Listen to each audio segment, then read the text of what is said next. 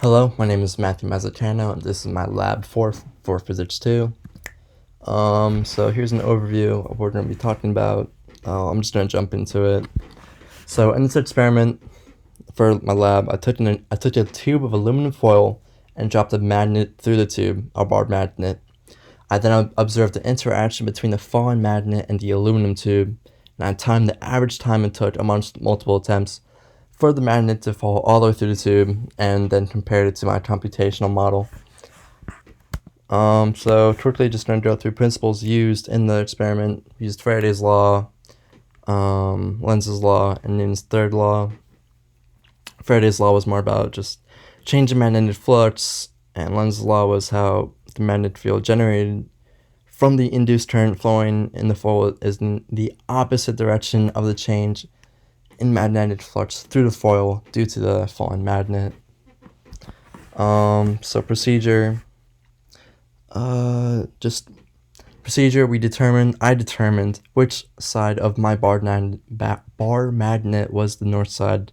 I did this using the magnetometer in my phone. I held the tube vertically and dropped this north side of the magnet down first, so that the south side was facing up, north side was facing down.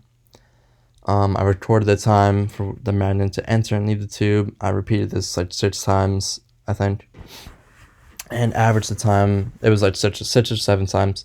Average time for the magnet to fall through the tube. So quickly going through the code.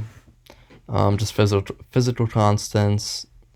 Here was the geometry of my tube, and here was a function to calculate the magnetic field. And then function for finding the flux. More fun functions. Actually, these aren't functions, but yeah. Moving on. So here's the magnetic field at each ring, and the forces generated here, and updating the magnet's velocity and position as it travels through the tube eye, and visualizing here. So the time it took for my computational model for the magnet in my computational model to fall all the way through the tube was 2.68 seconds, which is pretty drastic from the 1.71 seconds that I found. Here I'm going to discuss really quick what the red and blue colors on the computational model's tube mean. So the red and blue indicate current flowing in opposite directions. The north end of the magnet was oriented downwards as the magnet fell through the tube, and the induced magnetic field by a loop points in the opposite direction of the change in magnetic flux, and the induced current is in the counterclockwise direction. The red part indicates clockwise, and the blue part indicates counterclockwise. The magnet, shaped like a cylinder, would typically turn sideways in the tube as it fell. When I dropped it, it would always turn sideways.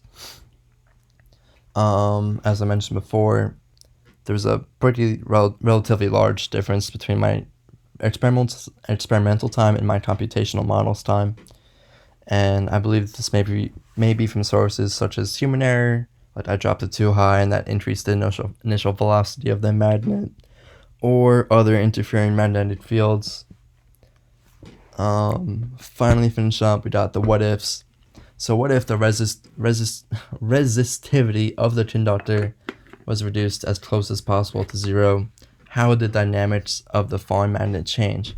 The induced current value would approach infinity, and because of the increased induced current,